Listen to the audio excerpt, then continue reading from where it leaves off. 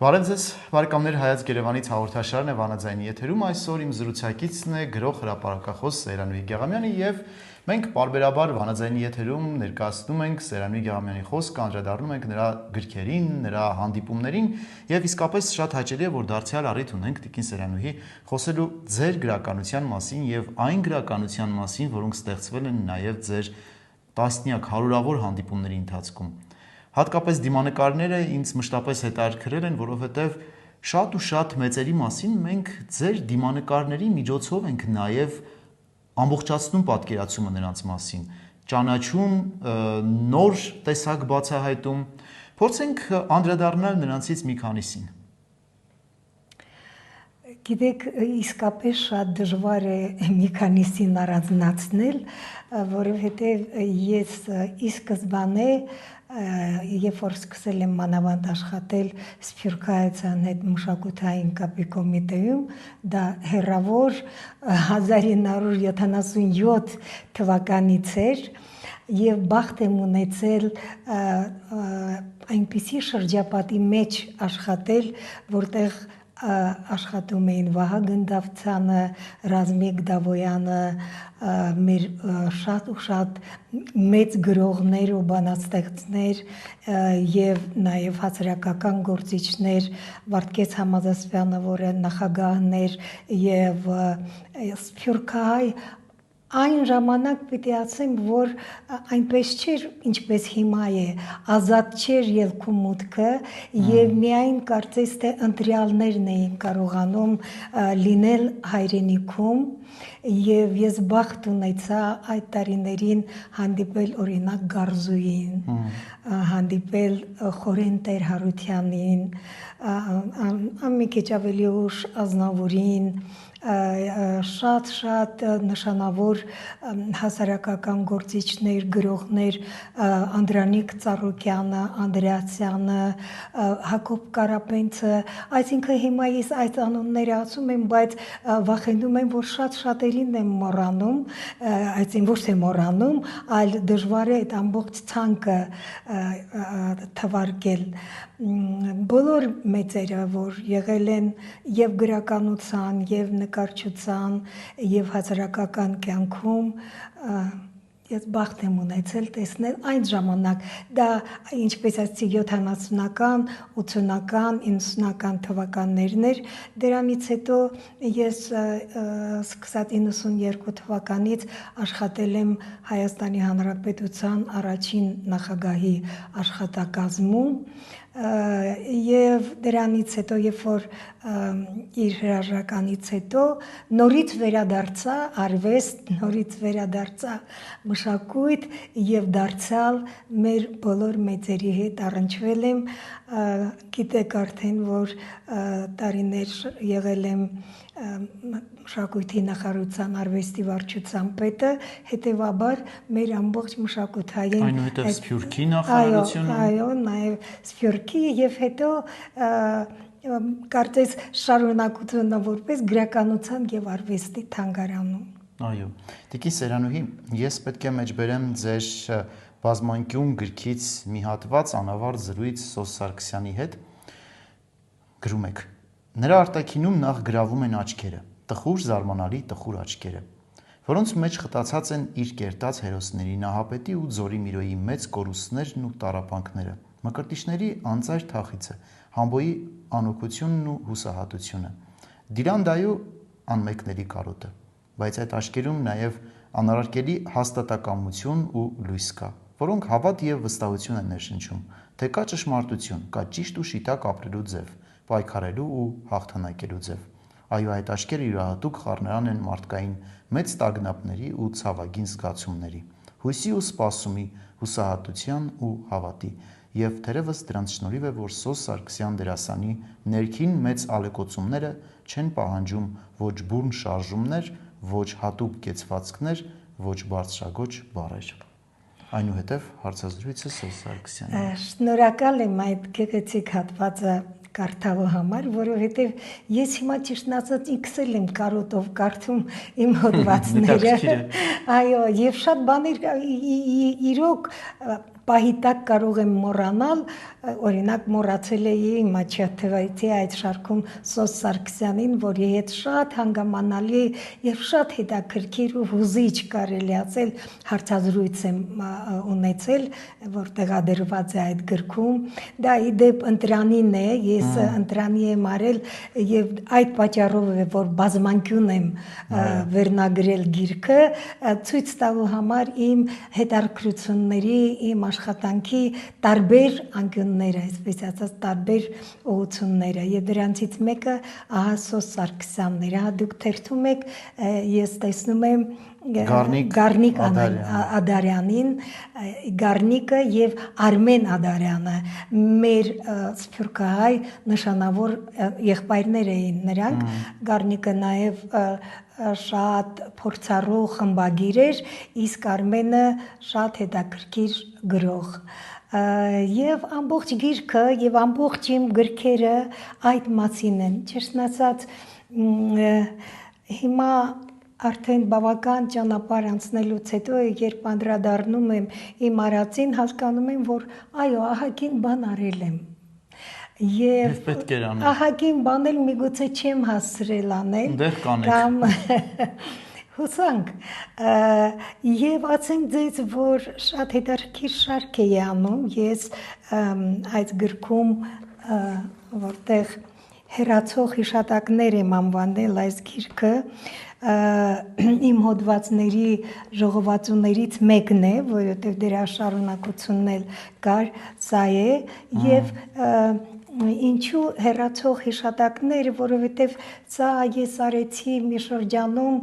երբ որ հավաքեցի իմ հոդվածները, որովհետև մի շրջան եղավ, երբ որ անկախությունից հետո այսպես կարծես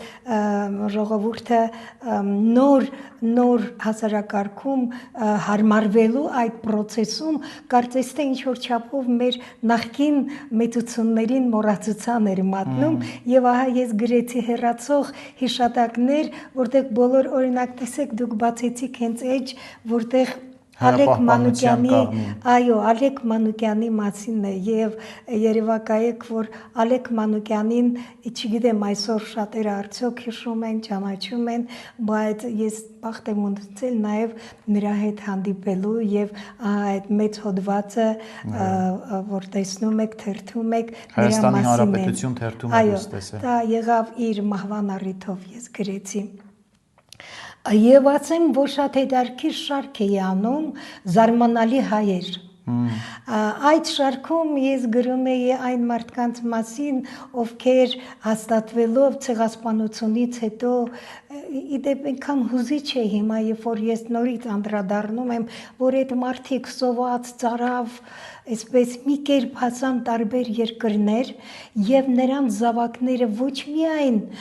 կարողացան այդ երկրներում հաստատվել, այլ դարձան այնտեղի գիտության, մշակույթի, արվեստի նշանավոր անուններ։ Եվ ահա այդ պատճառով ոչ թե անվանեցի, ասենք, նշանավոր հայեր կամ չգիտեմ, մեծ հայեր, այլ անվանեցի զարմանալի հայեր, որովհետև օրինակ, ասենք, մեկի մասին գրում եմ, որը Քեն Խաչիկյանը, Բեն Դավիթյանը, դրանք բոլորը շատերը դարձան ամերիկյան հասարակական կյանքում շատ մեծ ներդրում ունեցող անձինք եւ դատավորներ, դատախազներ եւ դրանցից մի քանիսին իհարկե դարձրեցի գիրք, օրինակ, այո, բայց հետաքրքիր է հատկապես այստեղ հերացող հիշատակների մեջ երջանկահիշատակ կաթողիկոս Գարեգին Առաջինի հետ ձեր հարցազրույցը, որը խորագրել եք «Առայքս դույս, ճաշակեցեք եւ տեսեք, զի քաղցր է»։ Այստեղ ուզում եմ մեջբերել այս փոքրիկ հատվածը, որից հետո շարունակենք։ Ուրախ եմ, այո։ Ձեր հարցին իսկ որն է ճիշտ ապրելու բանաձևը, արդյոք միայն ավետարանի 10 պատվիրաներին հետևելով կարելի է համոզված լինել, թե ճիշտ ես ապրում։ Առասարակ ով կարող է կրել մարդ բարձր անունը։ Կաթողիկոսը պատասխանում է. որևէ ճշմարտության չի լինի ճշմարտություն, մինչև մարդու կողմից, անձի կողմից յուրահատուկ մտածելակերպի չվերածվի։ Երբեք ճշմարտությունը չի ուսուցանվի։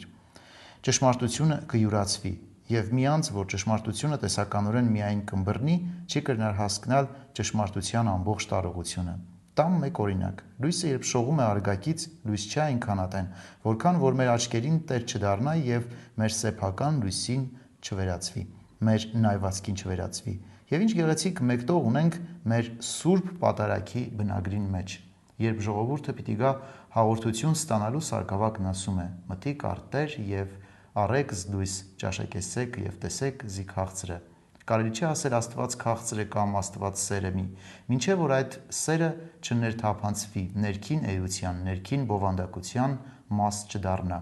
Հավատքին մեջ չշաղախվի, այդ ճշմարտությունը կմնա վերացական թուղթի վրա միտքի մեջ։ Իսկապես հետաքրքիր է, իսկապես անչափ ուսանելի է եւ արժե, որպեսզի ձեր այս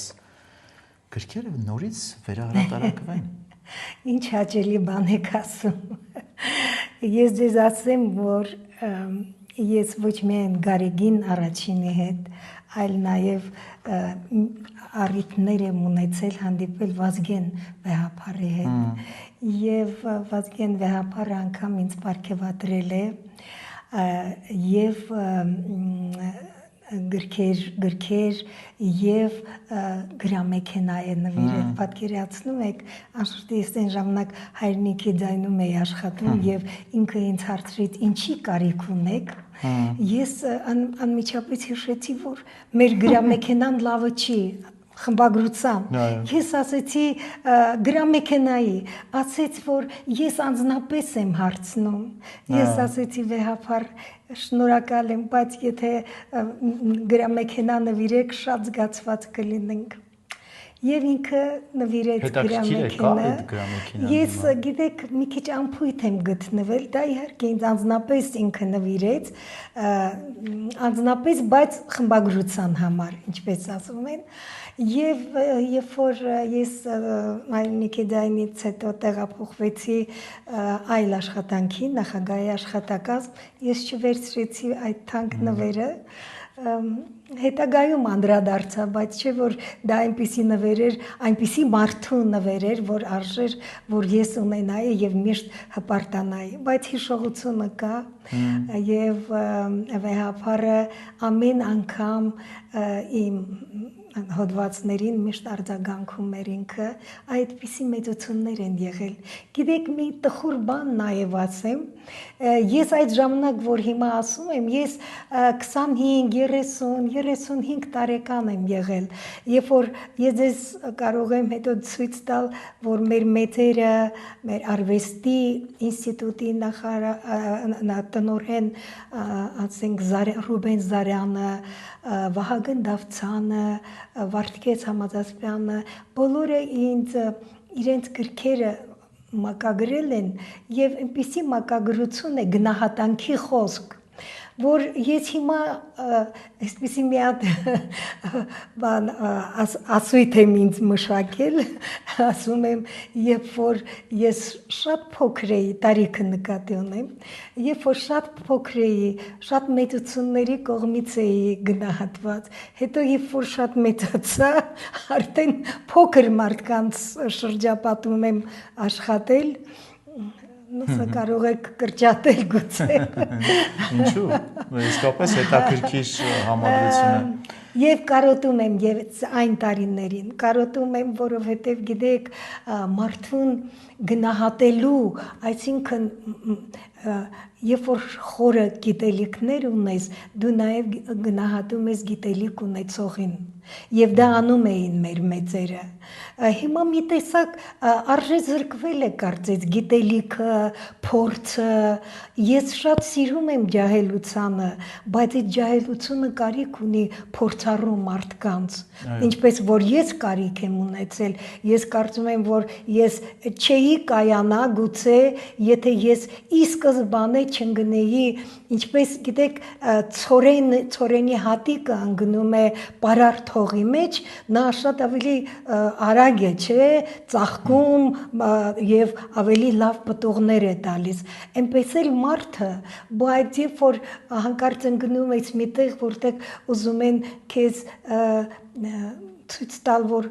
շատ մի երևակայի քո գիտելիքներով, բայց ես կարծում եմ, որ գիտելիքը երևակայել արժի, գիտելիքը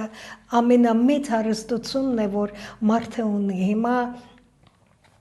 Հիմա ինչ ասեմ, ինձ թվում է, որ պիտի նորից անդրադառնանք, գուցե եւ այս զրույցները օգնեն մարդկանց, որ ավելի բարյացակամ լինեն գիտելիք ունեցողների, փորձառու մարդկանց, միշտ ունենան կարիքը։ Դա ինչպես որ ընտանիքում առանց մեծի կարծես ընտանիք չի, այնպես էլ աշխատավայրում ես շատ ուրախ եմ, որ այսպիսի վերջերս հենց այդպիսի հրաման եղավ, որ տարիքը կամ կենսաթոշակի անցնելը պատճառ չլինի, որ մարդիկ ազատվեն, բայց ինձ հետ դա պատահեց զարմանալիորեն։ Տիկին Սերանուհի, նշեցիք գրքերի մասին, անհատների, կարող ենք նաև ներկայացնել։ Այո, ես շատ եմ ուզում